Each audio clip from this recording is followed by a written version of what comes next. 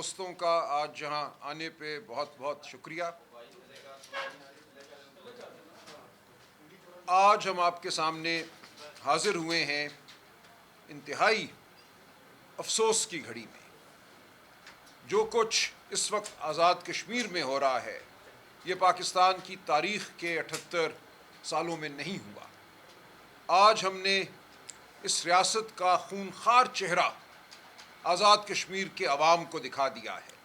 جو فریب کا نظام، جھوٹ کا نظام پورے ملک پر مسلط ہے، آج ہم نے پوری دنیا کو بتایا کہ آزاد کشمیر میں آزادی کی جد و جہد کرنے والے اس سے مستثنا نہیں ہیں۔ گولیاں برسائی گئی ہیں، نہتوں کو شہید کیا گیا ہے۔ ہمیں بہت افسوس ہے جو ہمارے جوان ہیلی کاپٹر کے کریش میں شہید ہوئے ہیں۔ ہم ان کی مغفرت کے لیے دعا گو ہیں، اللہ تعالیٰ ان کے درجات بلند فرمائے۔ لیکن اس کے ساتھ ساتھ ہمیں دیکھنا ہے کہ یہ ریاست آج کہاں جا رہی ہے۔ پورے ملک میں بولنے کو جرم بنا دیا گیا ہے، آواز بلند کرنے کو جرم بنا دیا گیا ہے، اس دھرتی پر چلنے کو جرم بنا دیا گیا ہے۔ یہ وہ فسطائیت ہے جو انگریز کے دور میں بھی ہم نے نہیں دیکھی۔ انگریز کے دور میں بھی ہمارے اسلاف کو اجازت تھی تحریکیں چلانے کی، جلسے کرنے کی، ریلیاں نکالنے کی، اور اسی طرح ہم نے پاکستان حاصل کیا۔ ہمارے بزرگوں نے بات کی، گفتگو کی، دلیل پیش کی، سڑک پہ دلیل پیش کی، پارلیمان میں دلیل پیش کی، اپنے لوگوں سے بات کی، عظیم الشان جلسے منعقد کیے۔ آج یہ سب کچھ اس ملک میں جرم بن چکا ہے، اور آج ہم یہ دیکھ رہے ہیں کہ 4.5 سال بعد 5واں بجٹ یہ فسطائی نظام پیش کرنے کو ہے۔ اور اس 5ویں بجٹ میں ہمیں کیا نظر آتا ہے؟ صرف اندھیرا ہے آئندہ کے لیے۔ ہمیں یہ کہا گیا تھا 2022 میں کہ اب ڈنڈے کا راج ہوگا، اس ملک کو صرف ڈنڈا چاہیے، ایک ایس ایچ او کی مار ہے فلاں، 2 ایس ایچ او بھیجوں گا تو یہ ٹھیک ہو جائے گا۔ آج کیا ٹھیک ہوا ہے اس ملک میں؟ یہ ملک آج کہیں زیادہ گہری کھائی میں ہے۔ پچھلی ہماری تاریخ پوری کو اگر ہم دیکھیں تو اس کے تناظر میں بہت تاریخ دور اس ملک میں آئے ہیں، مارشل لاء کے دور آئے ہیں، ہم نے ان کو بھگتا ہے، اس قوم نے ان کو بھگتا ہے۔ لیکن آج جو فسطائیت ہے اس کی مثال ڈھونڈنا بہت مشکل ہے۔ اس تمام تر جبر، چادر اور چار دیواری کے تقدس کی پامالی کے بعد کیا ملا ہے اس قوم کو؟ بے روزگاری ہے، افراط زر ہے، مہنگائی ہے۔ آج ہمیں نظر یہ آ رہا ہے کہ اس ملک کا سرمایہ کار چھوڑ چھوڑ کے بھاگ رہا ہے اس ملک کو، باہر سے سرمایہ کاری اس ملک میں نہیں ہو رہی۔ تو آج ہمیں نظر یہی آتا ہے کہ تمام تر دعووں کے باوجود کہ 75 بلین آ جائیں گے، $100 بلین آ جائیں گے، کچھ بھی نہیں آیا۔ بین الاقوامی استعماری قوتوں سے تھپکیاں لینا ایک بات ہے، اپنے عوام کے لیے کچھ کرنا دوسری بات ہے۔ آپ اپنے عوام کو بھیڑ بکریاں سمجھیں، آپ ان کا ووٹ چرائیں، آپ ان کی آزادی سلب کریں، عدالتوں پر حملہ کریں 26ویں اور 27ویں ترمیم کے ذریعے، آپ ان کو خوف میں مبتلا کر دیں، ان کی زندگی کو حقیر جانیں، ان پر گولیاں چلائیں، وہ کشمیر ہو یا وہ اسلام آباد ہو یا وہ کوئی اور علاقہ ہو پاکستان کا، اور اس کے بعد یہ تمنا کریں کہ اس ملک میں معیشت دوڑے گی، اس ملک میں ترقی ہوگی، فیکٹریاں لگیں گی، نوجوان جو ہیں ان حماق سے اس ملک کی تعمیر میں اپنا رول ادا کریں گے، جبکہ آپ ان نوجوانوں کو یہ کہتے ہیں کہ تم ووٹ دینے کے قابل بھی نہیں ہو، اور اگر ووٹ دیتے ہو تو تمہارے ووٹ کی کوئی وقت نہیں ہے۔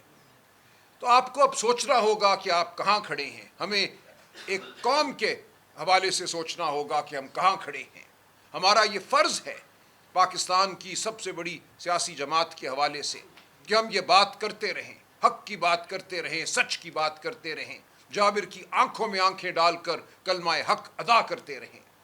تو اسی فریضے کو ادا کرنے ہم آپ کے سامنے بیٹھے ہیں۔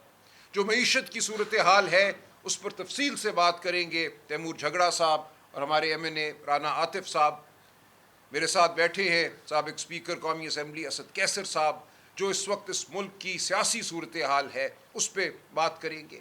لیکن سیاست اور معیشت اکٹھے چلتے ہیں۔ اگر کوئی یہ سمجھتا ہے کہ آپ سیاست کو دبا دیں گے، آپ لوگوں کے حقوق کو دبا دیں گے، آپ عدالتوں کو ختم کر دیں گے لیکن معیشت دوڑے گی، تو اس سے بڑی بے وقوفی کوئی نہیں ہے۔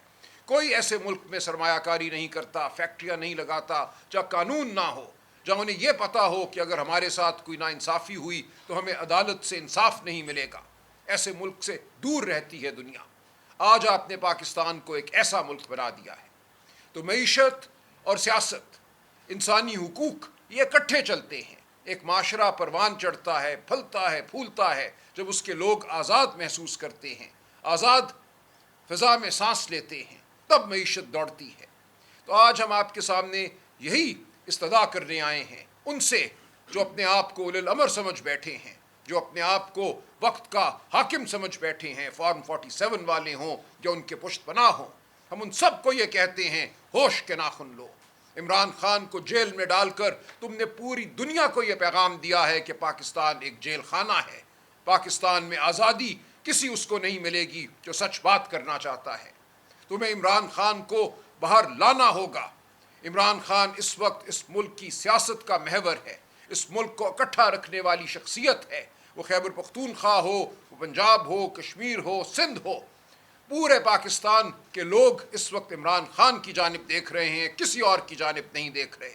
گلگت بلتستان میں الیکشن لوٹ کر، پنجاب میں الیکشن لوٹ کر، آزاد کشمیر میں گولیاں چلا کر تم حکمران نہیں بنتے. تم صرف جابر رہتے ہو. عوام کے دلوں پر جو راج کرتا ہے تمہیں اس کی بات کو سننا ہوگا، اس کو عوام کے بیچ لا کر کھڑا کرنا ہوگا، تب یہ ملک آگے بڑھے گا. جی اسد کیسر صاحب. جی بسم اللہ الرحمن الرحیم. شکریہ جناب سلمان اکرم راجہ صاحب. تمام جتنے بھی ہمارے صحافی بھائی ہیں سب کو السلام علیکم. دیکھیے کل جو ہے نا بجٹ پیش ہو رہا ہے اور آپ کو پتہ ہے کہ یہ بجٹ جو ہے نا IMF کے قسم کا ایک دستاویزی ڈاکومنٹس ہیں جو کہ یہ پیش کریں گے اور اس میں جتنی بھی ٹیکس لگیں گے وہ سارا IMF کے انسٹرکشن پہ لگیں گے. جب ہماری حکومت تھی تو پیپل پارٹی جو ہے نا تنقید کرتی تھی کہ آپ جو ہے نا بجٹ IMF کے ساتھ کیوں آپ نے انگیج کیا یا کیوں آپ IMF کے ساتھ یہ مشترکہ کر رہے ہیں. میں پیپل پارٹی سے پوچھنا چاہتا ہوں کہ اس وقت تو ہم نے جتنا بھی کیا ہمارے بجٹ کے معاملات اور اس پہ تو تیمور صاحب اور یہ آپ کو بتا دیں گے کہ کتنا فرق ہے. لیکن اس وقت آپ دیکھ رہے ہیں کہ اس بجٹ کی وجہ سے جو مہنگائی آئے گی، جو اس وقت نئے ٹیکسز لگیں گے اور خاص کر اس اشیاء پہ جو کہ لوگوں نے